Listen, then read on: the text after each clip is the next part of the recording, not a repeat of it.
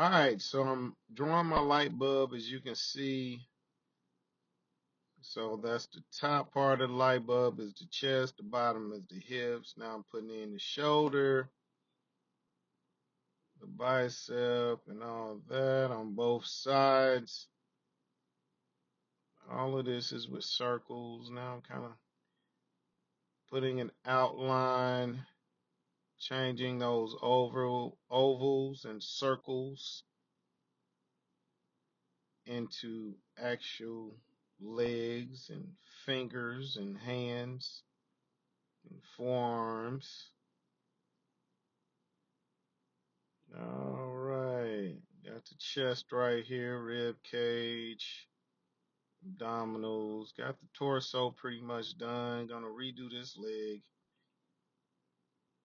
And the reason I did that, I was saying the arm is up, it's being cropped off the page, and the leg that needs to go up is going to be the opposite leg. That just provides a balance. Anytime people walk or run, it's always those opposites that you got to look at. Getting the face down, hair, putting in all the muscles, in the center line right. You're always concerned with the outline. You're always concerned with the contour of the figure. Lining the hand up. The hand is actually the closest thing in this whole picture. I didn't like that hand. I didn't like that arm, so I erased it. Making the mouth open. Putting some detail on the face.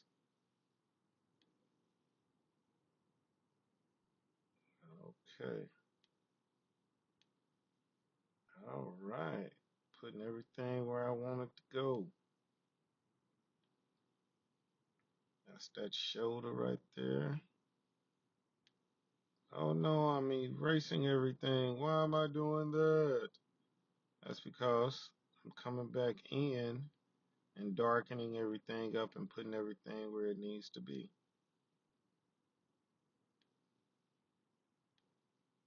All right, got that hand.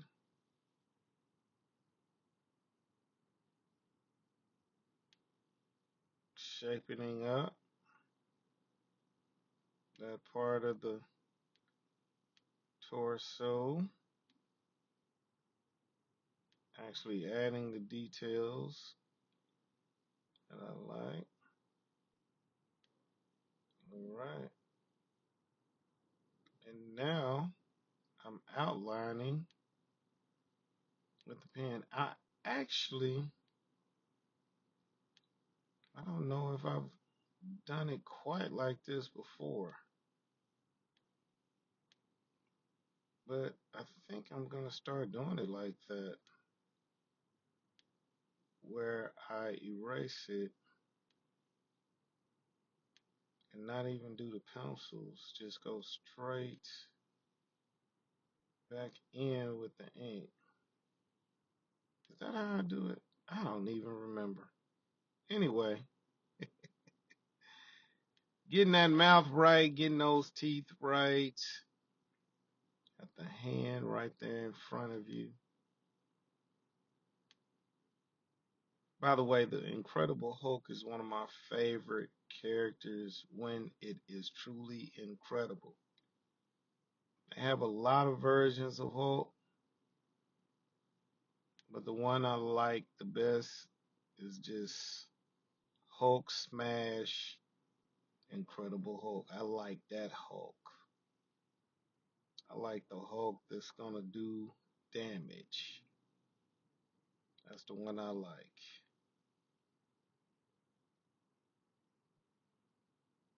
The rib cage.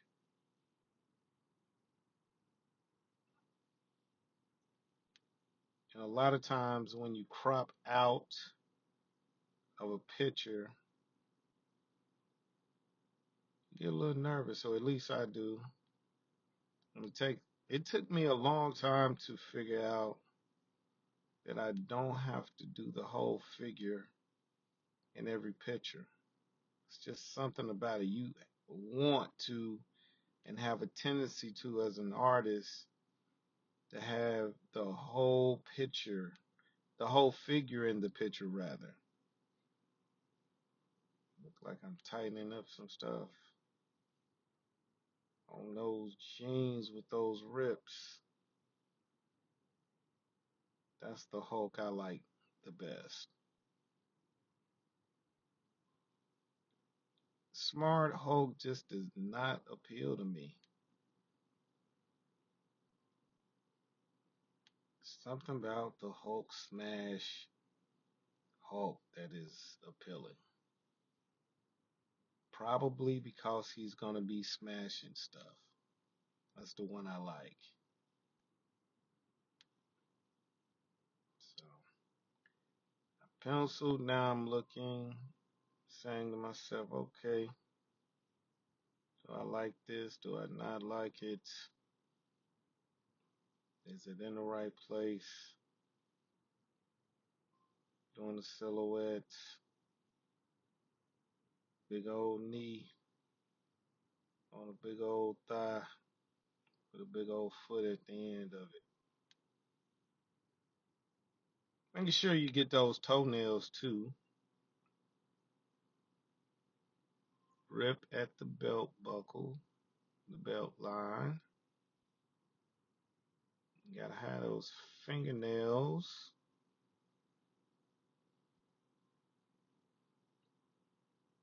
Now the face is something you always have to be careful of.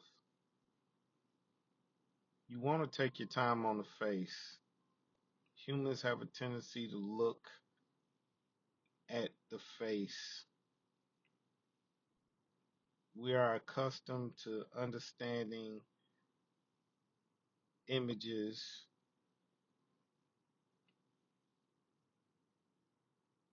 especially if it's a face. We understand that face is an image, one that we know. We might not know how every tree looks, but when we look at a face, we want it to look like a face. You can fake a lot of stuff, but the face you have to take your time on.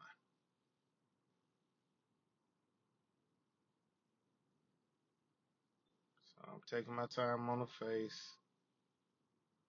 By extension, I'm taking my time on the hair too. But I can just kind of fly through some of those things.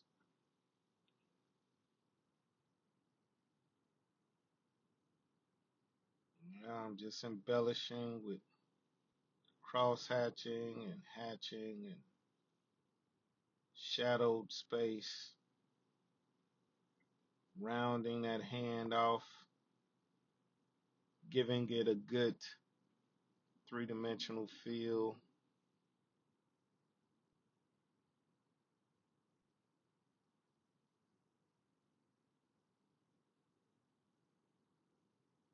Really doing some image-esque type of rendering on here. In my mind, I do consider myself someone who really loves that school of art.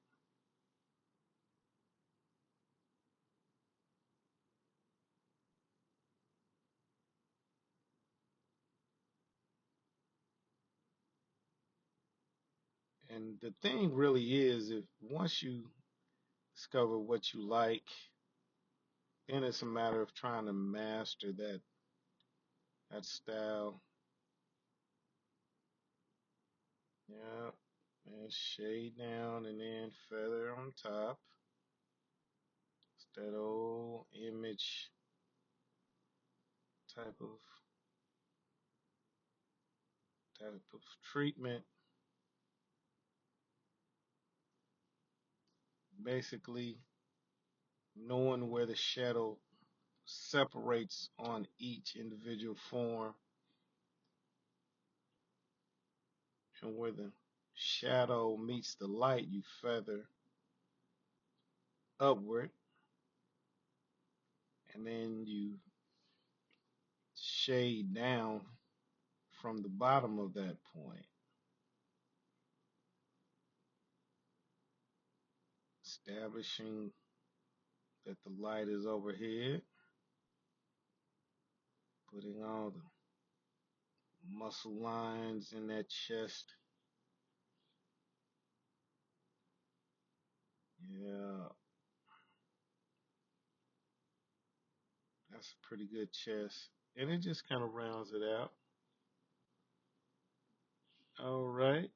So now I got that chest bumping, making sure the neck area is doing pretty good.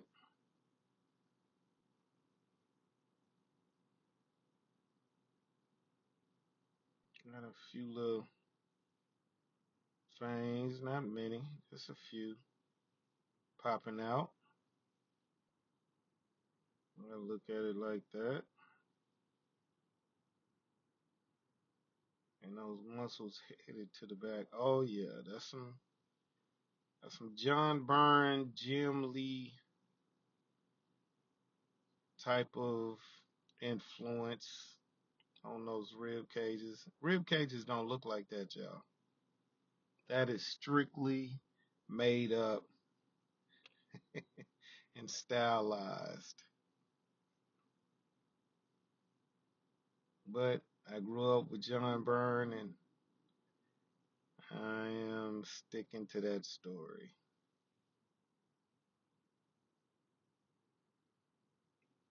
Ironically, once you figure out what style, what school of art you really like, and you learn how they render, then it doesn't matter what you're rendering. You just kind of use that. But I will say I'm kind of doing some things on this that is reminiscent of the 90s style, and I think my style is sort of that. I think my anatomy is sort of that. However, I don't know. I thought I had kind of moved away from that.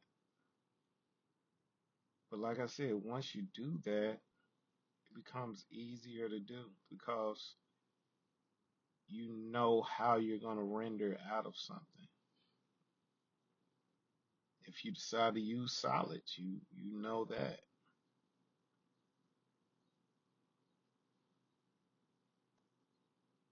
And knowing that contributes to your speed.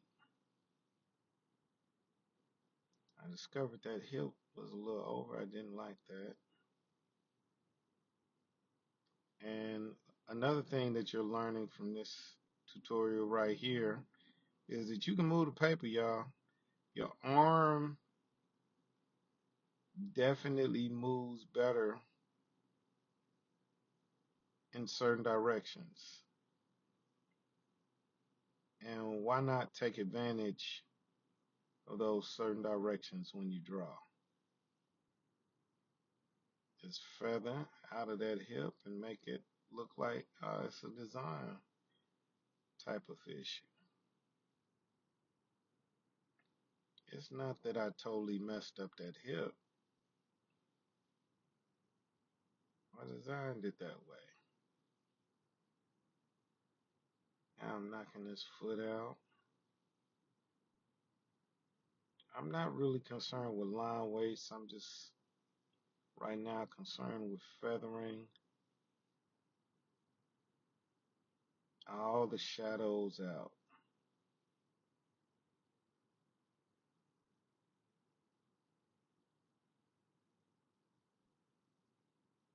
It's looking good, man. It's looking good. I see what you're doing, Ron Mac. All right, let's go to this other arm over there.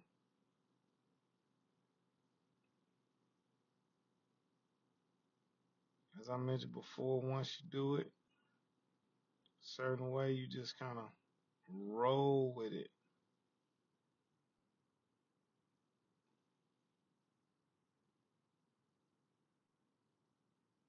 It's like you start to understand forms a little better because you're shading over them.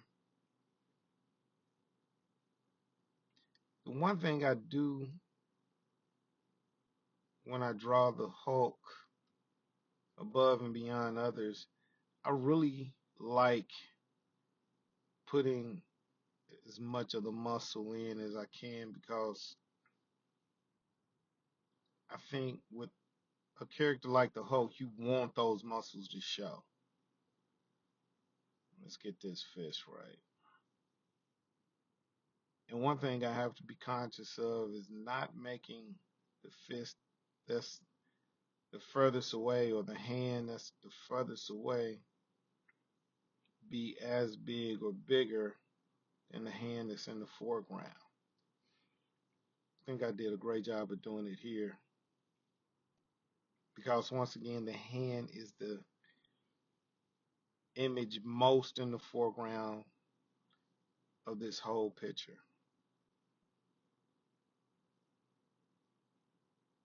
That's where your foreshortening comes in and your overlapping by that hand being so far up.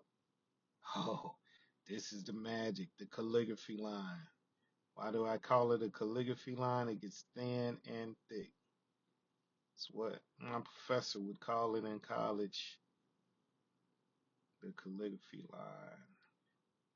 Comic and cartoon artists use it all the time. It gets thin, it gets thick. It gets thin, it gets thick.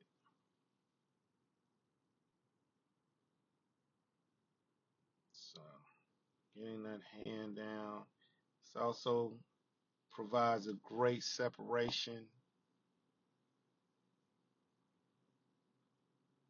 You don't have to do everything, but you're emphasizing the lines that you want to emphasize. And primarily with the calligraphy line, you're emphasizing the contour first and foremost.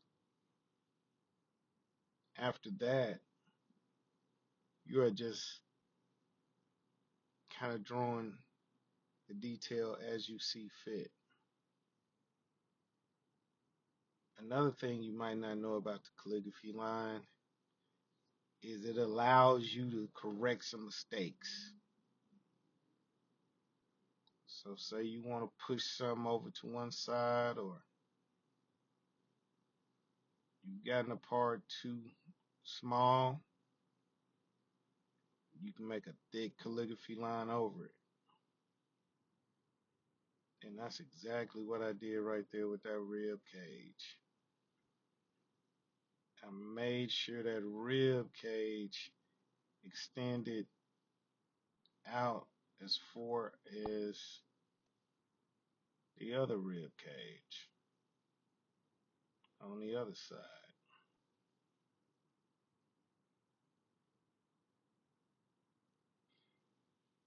Putting in all this detail, and by detail I just mean muscle. I love a muscular Hulk.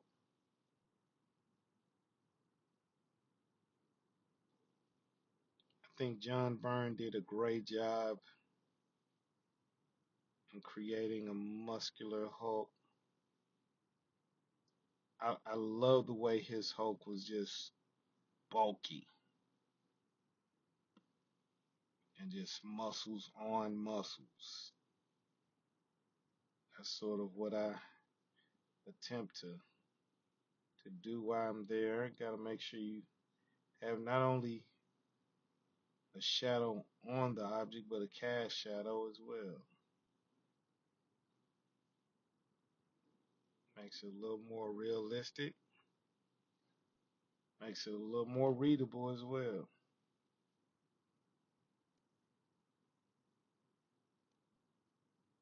Just adding all that detail to bulk up that hand, make it feel heavy as it can be.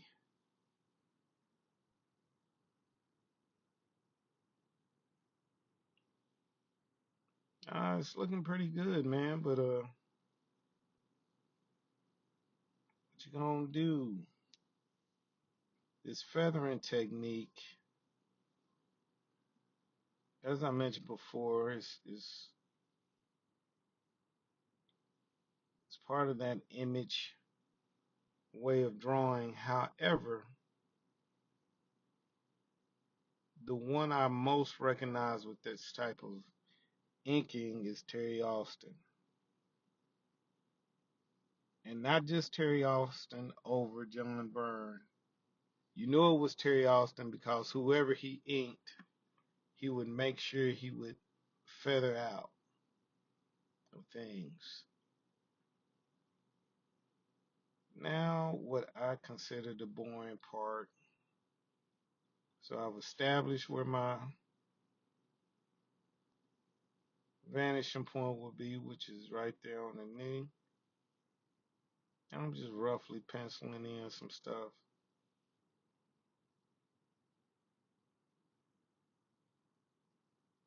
That way,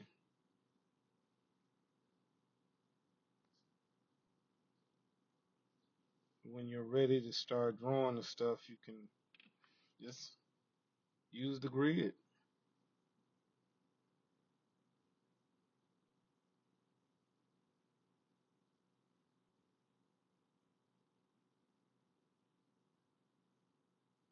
Trying to make some good choices. Where's everything gonna be?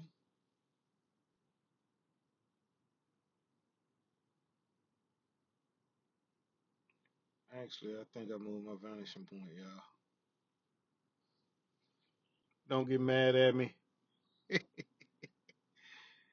I moved my fingers. It's now further up over to me. Those are the type of things you notice. But it's all good.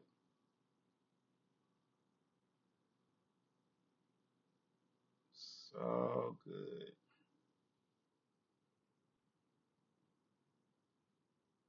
At the end of the day, these are impressions of buildings. They're not like real buildings.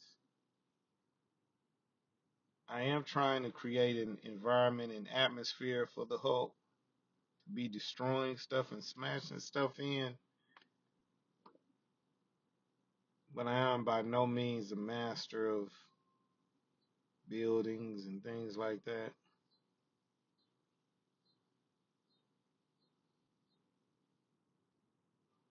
And not only that, I am not a fan of perspective either. I know. That's sacrilegious, ain't it? I should be.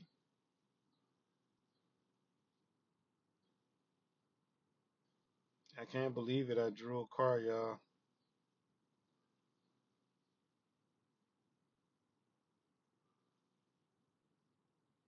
I'll be doggone. I'm drawing another car. That's one of my daddy's phrases. I be doggone. All right.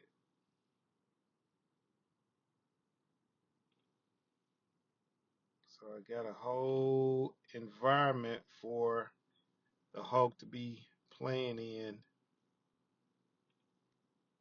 And now it actually looks like he is jumping. You got the hand in the foreground, the body in the midground, and in the background, you have a whole city. You have a car, you have buildings, you have a street, and that street has puddles in it. And Hulk is jumping out of the picture, y'all. This is the lovely part. All right, and I'm using the pen now. So I'm pushing toward finishing this bad boy. Sidewalk.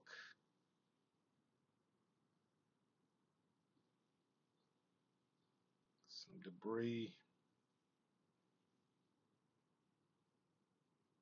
Oh, that's a John Byrne puddle right there. Just outline the puddle and do straight vertical lines. It's John Byrne all the way. Or at least that's where I got it from. I got that from John Byrne. I'm sure others have done that,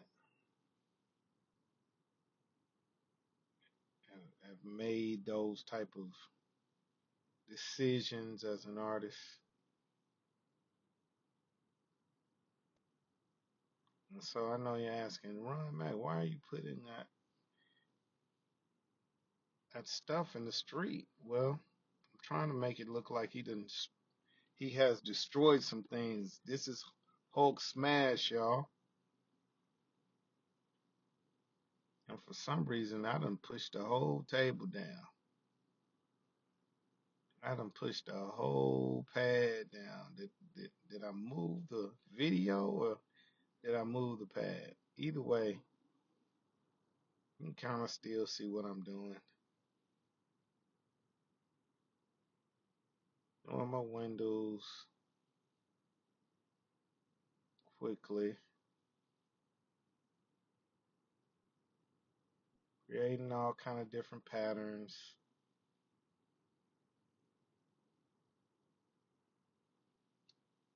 One thing I recognized with buildings after observation is that all buildings are different. You very seldom see two buildings that are the same.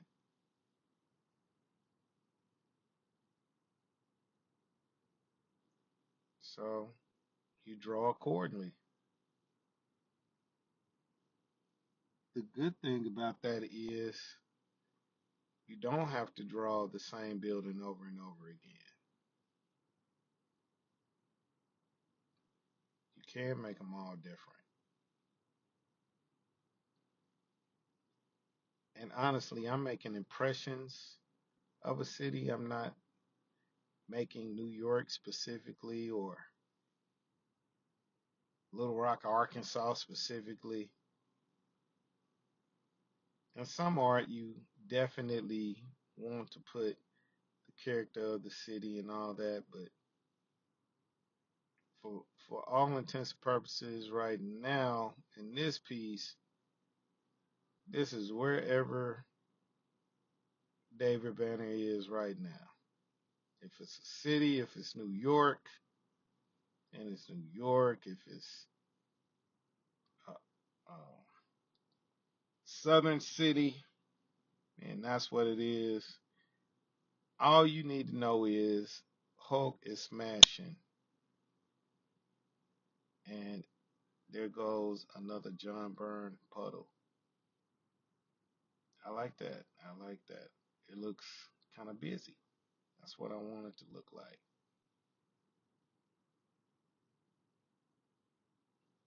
The more I can do that, the less likelihood of people actually seeing a mistake because it's just so much visual information. It's almost like information overload. And unless you take the time to dissect stuff, you won't even see where the problem is. I know that's crazy, but it's the truth, y'all.